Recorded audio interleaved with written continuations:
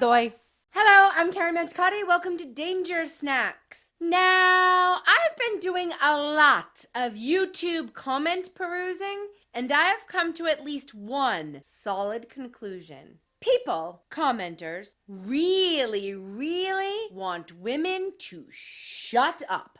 I don't really understand this because I've found a lot of women on YouTube with lots of great stuff to say, but I'm all about supply and demand, so let me help you out with this handy little list. Now, let's just note that I have intentionally avoided the she's on the rag path because, ew, just stop.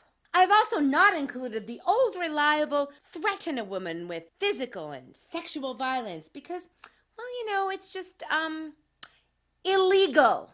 So let's move onward and upward to more enlightened ways to keep women quiet.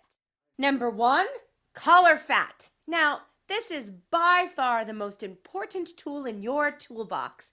In fact, it's probably the only one you'll ever need. This tool is so powerful that you don't even really have to use it. Women will often self-edit if they feel like even the risk of being called fat is too high. They won't talk about fashion or nutrition if they feel vulnerable, and they are certainly going to avoid using phrases like, we're in good shape, or I'm big in my industry. Calling a woman fat is very powerful stuff. And it works on just about everybody, regardless of actual body size. It's beautiful, really. Now, if you happen to be engaging with a woman who is so emaciated that you calling her fat may seem like some kind of ironic compliment, don't worry. You can actually apply this premise to any physical attribute or even just use the word ugly. Trust me, tell a woman that her breasts are too small for her to ever find love, and she won't mess with you again. She'll even believe you. Number 2, call her psycho/crazy bitch. The classic. Our forefathers were smart enough to find this little gem and dismiss all women by simply labeling them hysterical. Brilliant! Sometimes when women would become passionate about injustices or betrayals, society would just use those words to have the women institutionalized or lobotomized. You don't need to go that far, usually. Just update the terminology and say something like, ooh, that girl's so batshit crazy she went psycho, and I was like, whoa! Leave out the part that you actually did betray her or denied her an opportunity she deserved, because that has a slight chance of confusing the issue that she's a psychotic bitch. Number 3, call her an attention whore. I get this a lot. Now, I'm not really sure why this one works, but it does. It's best if you start really early with little girls and say things like, she's just doing that for attention. Somehow, wanting your voice to be heard, if you're female, makes you the worst kind of person. A whore.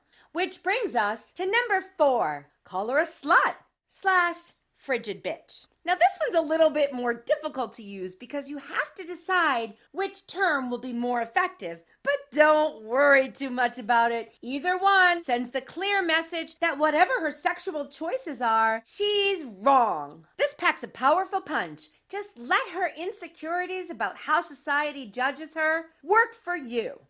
Another fun twist on this theme, simply diminish a woman's voice by telling her that she needs to get some.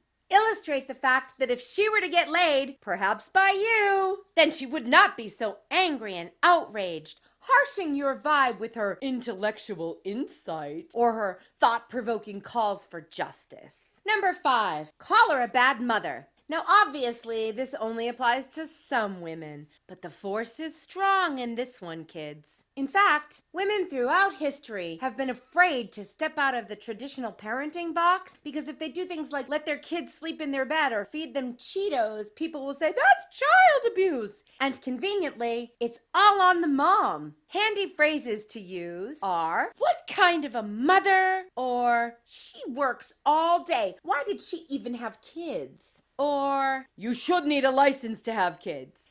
Number 6, call her unfuckable. Now, I saved this one for last because I'm not really sure that it works, but I do know that a huge population of men feel the strong need to tell each and every woman the effect that they have on their boner. You might think that men who talk constantly about the fuckability of women are delusional and convinced that everyone actually cares about female rating systems. The insult of being unfuckable must work on a lot of women because there's actually a women against feminist movement. That's a real thing, ostensibly because nobody is less fuckable than a feminist. However, this label of being unfuckable is a commenter favorite, so it must work. So, those are your 6 steps to shut up a woman. And the light at the end of the tunnel is that every single one of these can be used to crush a woman, or at the very least, shut her up. And isn't that what we need more of? Hey guys, I'm still talking. You can't just turn out the lights. Hey, guys.